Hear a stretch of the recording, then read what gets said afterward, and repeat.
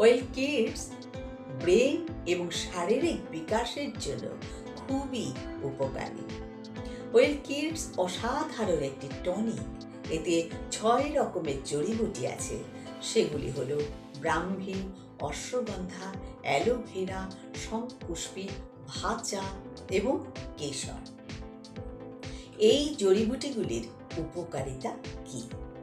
ব্রাহ্মী স্মরণ শক্তিকে বাড়ায়, মস্তিষ্কে শিরা উপশিরাকে মজবুত করে, ভুলে যাওয়ার প্রবণতা কমায়, বুদ্ধির বিকাশ হয়, রক্তকে পিউরিফাই করে, ভালো ঘুম হয়, লেখাপড়ায় মন বসে এবং মেধা বাড়াতে সাহায্য করে।